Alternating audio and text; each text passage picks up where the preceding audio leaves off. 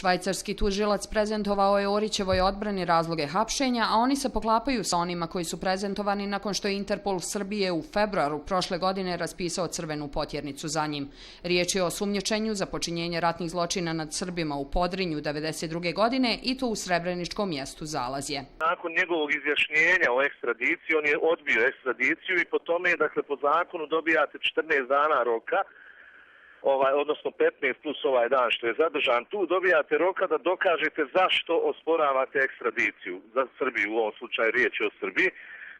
Dakle, sad će odbrana gospodina Orića imati toliko vremena da pripremi, da ospori te navodne dokaze. Tužilac će procijeniti da li ima osnova da uđe u postupak.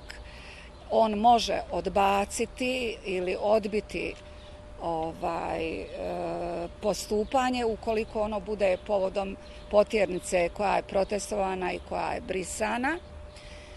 Ako se to ne desi, ne bude imao dovoljno elemenata za tako nešto, sigurno je on će podići zahtjev za ekstradiciju. U Sarajevsku kancelariju Interpola stigao je odgovor iz kancelarije te organizacije u Bernu da zvanične podatke o razlozima Orićevog hapšenja nadležni u našoj zemlji traže od švajcarskog ministarstva pravde.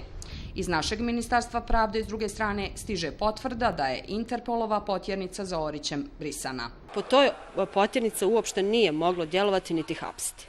Bosna i Hercegovina i Srbija potpisale su protokol o saradnji u progonu osumnjičenih za ratne zločine, zločine protiv čovječnosti i genocid, pa glavni državni tužilac naše zemlje najavljuje zahtjev prema tužiocu za ratne zločine Srbije u slučaju Orić. Mi imamo jedan predmet koji je u fazi prijave, za ovo nismo znali, znači i mi ćemo razgovarati sa gospodinom Vukčevićem, vidjet ćemo i tražit ćemo da se predmet ustupi Bosni i Hercegovini, da se vodi ovdje suđenje. Pa ja ne bi to komentarisao. To je procedura koja je u toku, vidjet ćemo kako će to da se završi.